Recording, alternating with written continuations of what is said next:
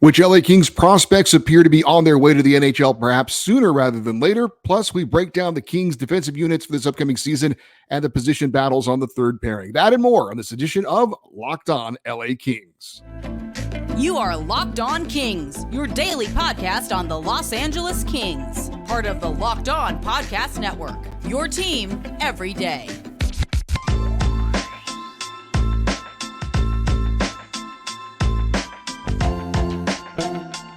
Hey, Kings fans, welcome to Locked On LA Kings, part of the Locked On Podcast Network, your team every day. Thanks for making Locked On LA Kings your first listen every day. We are free and available wherever you get your podcasts. We'd love for you to leave us a positive comment on Apple Podcasts if you're a fan of the show. And we're also on YouTube. Please like and subscribe if you're enjoying this content. I'm Eddie Garcia, your host of Locked On LA Kings. I've worked in sports media for the past 30 years, 20 plus years, the Fox Sports Radio Network. I'm also co-host of the Puck Podcast. It's a weekly NHL review show that's been putting out content for the past 17 years, and a passionate LA Kings fan for 30 years. We are 15 days away from opening night for the LA Kings for the upcoming NHL season, October 11th at Crypto.com Arena, with the LA Kings hosting the Colorado Avalanche. Now, the LA Kings have played 3 preseason games so far. We had the pair of games in Melbourne, Australia, in the Global Series event, which featured the bulk of the LA Kings NHL roster. And understandably, that got most of the attention. We talked about both those games in an episode the other day. If you missed it, go back and check that out. But there was a third preseason game in Anaheim on Sunday against the Ducks, featuring the Kings B squad, which was a group of younger players sprinkled in with a few AHL veterans. The Kings would end up losing that game 3-2 in overtime. With the Kings regulars now traveling back to Los Angeles, it was nice for the younger guys to get a chance to play together in a game following their time in the rookie faceoff in Las Vegas earlier this month. We recapped those rookie faceoff games as well on shows last Wednesday and Monday. If you missed those, go check those out as well. As for Sunday's game, it wasn't the Kings rookies and AHL players versus the regular NHL Anaheim Ducks. No, this was realistically more like an Ontario Reign versus San Diego Gulls AHL game, with both teams playing the majority of their younger players, including the Ducks playing their high draft pick, number 2 overall forward Leo Carlson. The game for the Kings featured several players that are still a year or two away from being NHL impact players, but continue to show promise. And those are guys like Francesco Pinelli, Alex Laferriere, and Martin Chromiak. We've talked about all those players before, and they had strong games again on Sunday against Anaheim. As for Kings' highly touted prospect, Brandt Clarke, he's still recovering from an upper body injury. We'll have an update on him later in the show, but he did not play in that game on Sunday. The Kings' 2 goals in the game came from their 2 top forwards that we've talked about before at the rookie faceoff, and that would be Francesco Pinelli, who had the Kings' first goal, and Alex Laferriere, who had the Kings' second goal on the power play. Both have displayed excellent speed and skill with good scoring touch so far in their limited time playing with the LA Kings and in the AHL, something that both will need to be more consistent with for a full season in the AHL to show that they're ready to contribute in the near future at the NHL level. Now, Pinelli still hasn't turned pro yet. He is getting his first taste of pro hockey here at the rookie faceoff and now in the preseason. As for Laferriere, he got a little taste of pro hockey playing in 4 games in Ontario last year with the Reign after deciding to leave Harvard after 2 seasons. It is hard to imagine that either the Kings or Pinelli are not ready for him to turn pro. I can't imagine why they or he would want to return to his junior team. He's already proven pretty much everything he can at that level. He's played 3 seasons with the Kitchener Rangers, led him in scoring, was their captain last year. I think it is absolutely time for him to graduate to the pro game, start making some money for his efforts, and take another step towards his NHL career. Unlike the rookie faceoff, Pinelli and Laferriere,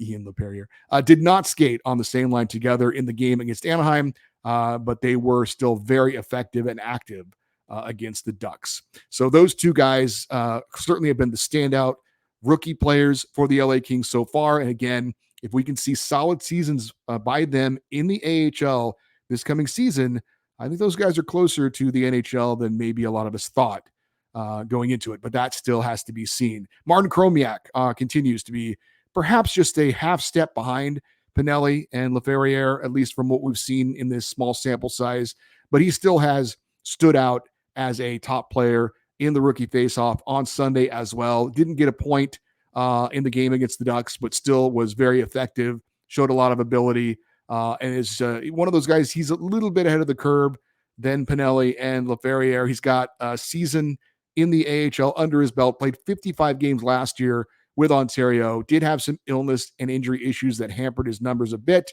I expect him to take a step forward this season after a year of playing pro hockey, certainly a little more acclimated to what's going to be expected of him, hopefully stays a bit healthier. And I think Martin Chromiak certainly could be in the mix next year or the year after for the LA Kings. Another forward that stood out for me in the game against the Ducks on Sunday was Samuel Helenius. He's a big boy, 6'6", 200 pounds, really stood out on the ice. He's got a big wingspan, a big frame, and he's got hands, though, that are, kind of indicative of a smaller player. He's got some skill. He's able to handle the puck pretty well, got some pretty good speed, more speed than you would expect for a guy his size, doesn't really lumber around the ice too much. I really thought he had a great first period against the Anaheim Ducks.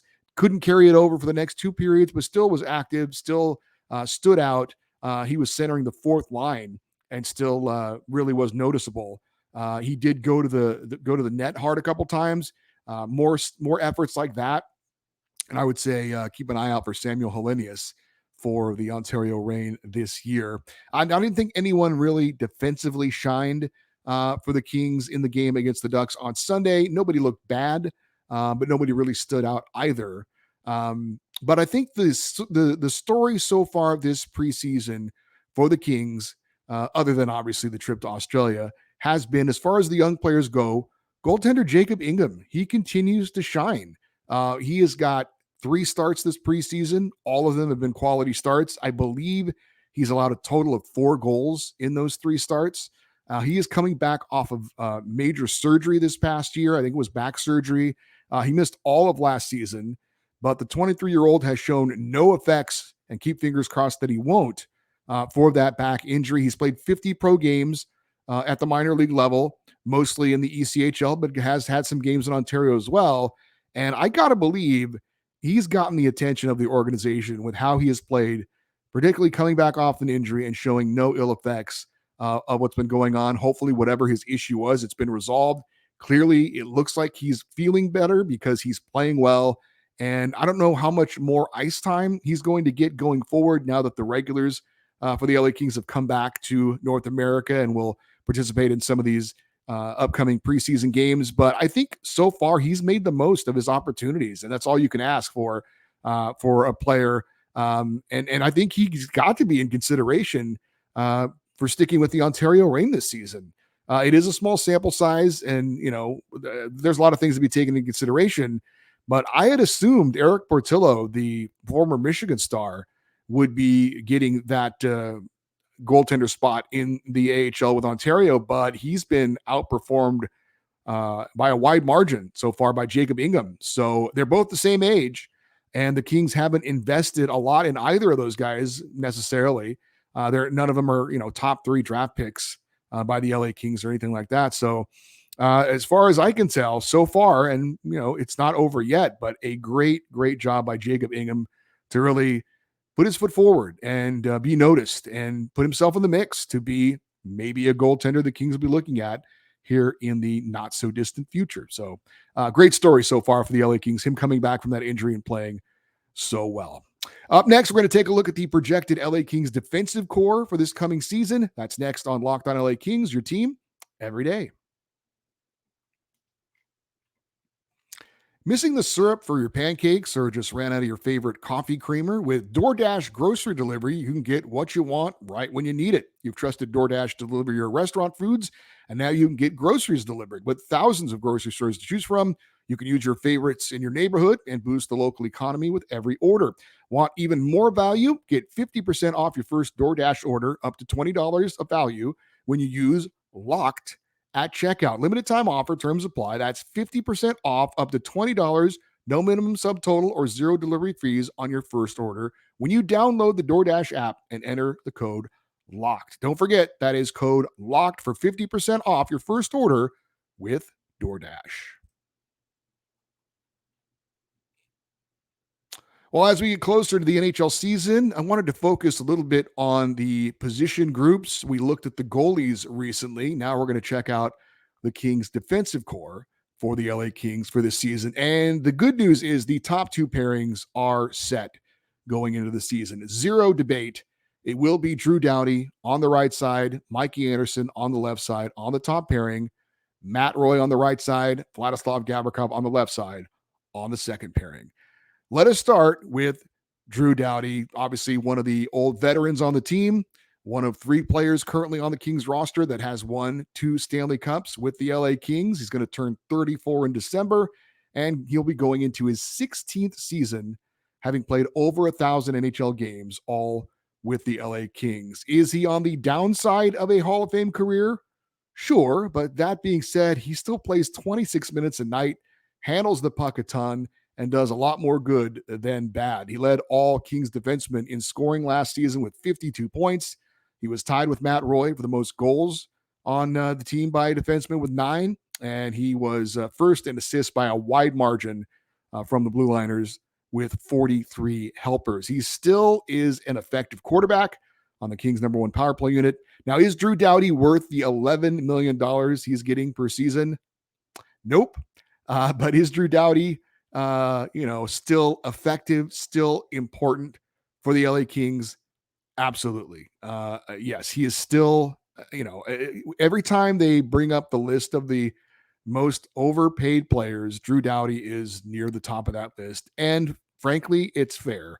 He's the second highest paid defenseman in the NHL. Nobody can argue that Drew Doughty is the second best defenseman in the NHL. That being said, again, with his resume, with everything he brings to the table, with what he's meant to the Kings organization, yes, it would be nice if he didn't make that much money so we could spend it elsewhere, re-signing players, bringing in other players, things like that. But it's hard to also argue that Drew Doughty hasn't earned his money. The Kings are, I don't think, upset at this point with what they've invested in Drew Doughty. Nobody put a gun to their head to make him pay him that money. They felt he was worth it. They wanted to lock him up long term. You could certainly make an argument. Yes, he is overpaid. But like I said, Drew Doughty is still a very, very important player for the LA Kings, and he is still productive.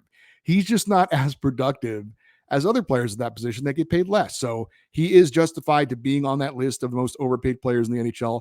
But again, is he still a very, very key piece for the Los Angeles Kings? The answer is undoubtedly yes. His partner, Mikey Anderson, is starting year 1 of a big contract extension that will pay him $4.125 million per season.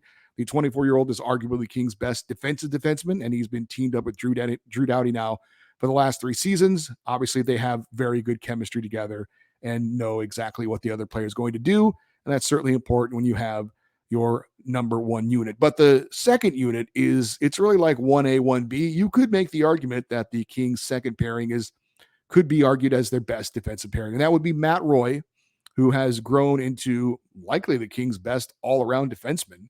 Solid defensively and gives you some offensive upside as well. He's going into his 5th NHL season.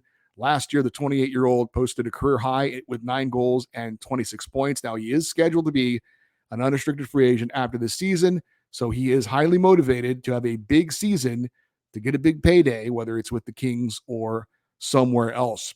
His partner for the first time for a full season will be 27-year-old Vladislav Gavrikov. He's going into his 5th NHL season, trade deadline pickup last year, re-signed to a 2-year deal with the Kings worth $5.875 million per season. 20 games last year in LA. He proved himself to be just what the Kings needed on the left side, on that second pairing. Very good, reliable defensively, and a bit more active offensively than his numbers might lead you to believe. He had instant chemistry and worked very well with Matt Roy on that second pairing, and he should help the Kings penalty kill as well. A full season of Vladislav Gavrikov is going to be an asset for the LA Kings. As we have talked about, the third pairing is an open competition. On the right side, you have two young, offensively gifted players, 22-year-old Jordan Spence and 20-year-old Brant Clark. Both have had a little bit of a taste of the NHL, but I think both are ready to have a much bigger taste of the NHL. They've had a taste of it. Now they're ready for a full meal. But is there enough ice time for both of them? Are they going to share that duty? Obviously, it remains to be seen. Whoever does win the job or whoever gets the job on night in and night out will be the Kings quarterback on the second power play unit. And both of them, I think, can be very effective in that role. On the left side, it appears to also be a two-man race between Kings newcomer Andreas England and former Kings first-round pick Tobias Bjornfot. England is 27 years old, 6'3", 190 pounds. He has a physical side to his game. He's appeared in 80 career NHL games, but this is his first season with the Kings organization. As for Bjornfot, he's 22 years old. He's got 116 NHL games under his belt. Not nearly as physical, but a better skater, better puck mover. But neither England nor Bjornfot are going to give you much to speak of offensively. It's about their defense. Both are signed for the next 2 seasons. Both will make $1 million or less per season. So who will win that job on the right and the left side on the third pairing? Still very much to be determined as we go into the preseason or continue the preseason. As far as some other players that could be in the mix, if there are any injury issues, we've got 25-year-old Jacob Movarar, scored a goal in the second game down in Melbourne. 23-year-old former Michigan State standout Cole Krieger could also be in the mix. And there are a group of leftover kind of minor league veterans that have seen a little NHL time as well, like Kevin Connaughton, Steven Santini, and Joe Hicketts. If any of those guys are playing NHL minutes for the Kings, that means we have been decimated by injuries at the blue line, and we are screwed. So hopefully, with all due respect, we do not see much of Kevin Connaughton, Steven Santini, or Joe Hicketts. If they are up, it's only for a brief time because of a fill-in for a minor injury.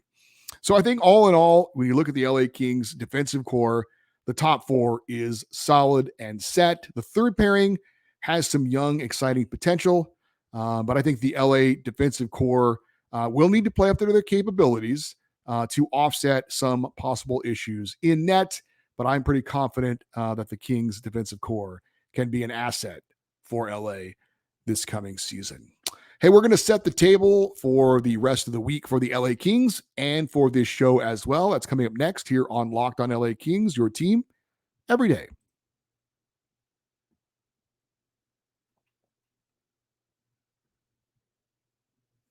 Hey, be sure to check out Locked On NHL. It is your daily show to keep you updated on everything going on around the National Hockey League. I'm sure they're going to be getting into their season previews as well.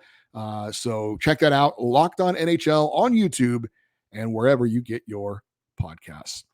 Coming up for the LA Kings this week, the main group is back in the U.S.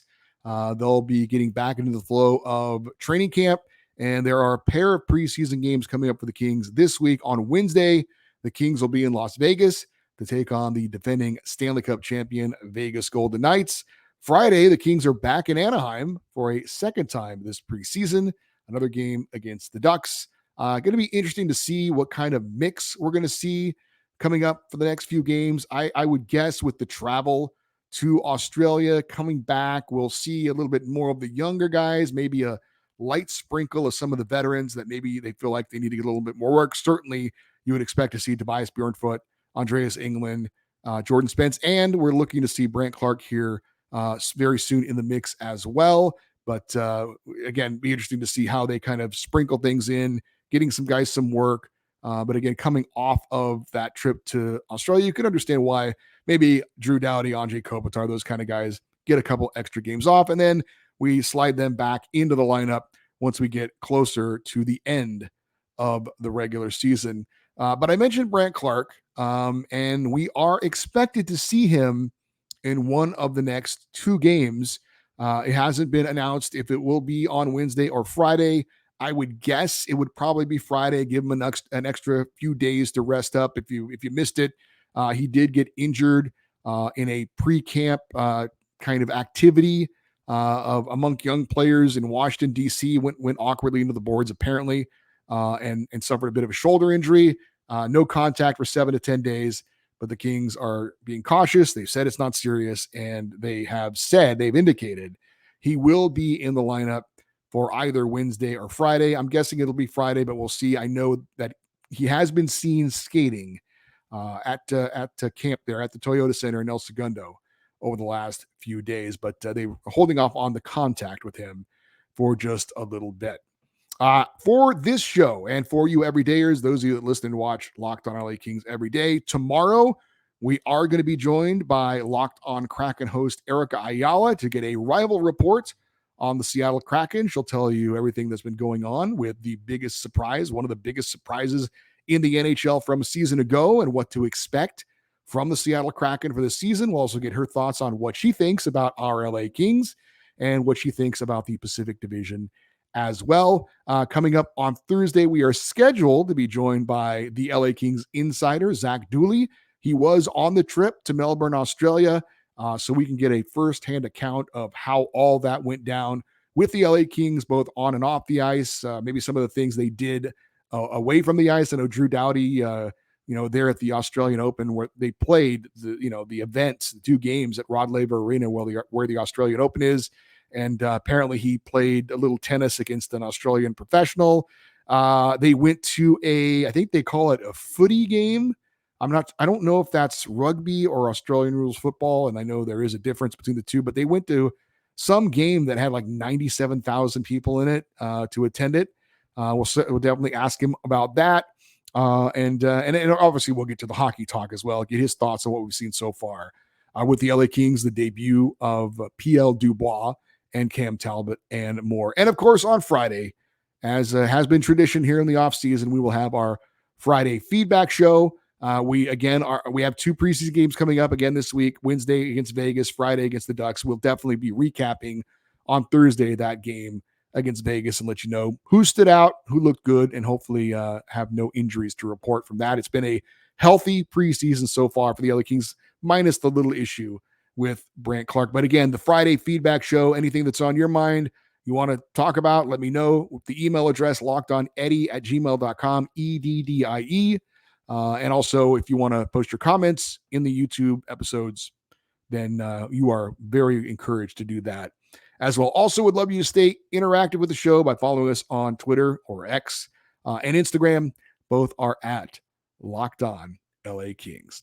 I'm Eddie Garcia. Thank you, as always, for listening and watching this episode of Locked On LA Kings. Real quick, I did find out, apparently, if you're a podcast listener, yesterday's show, for some reason, did not upload for many hours. I uploaded it the night before, but apparently it didn't get posted until the next morning. So apologies for that. That's just a technical issue that's out of my hands.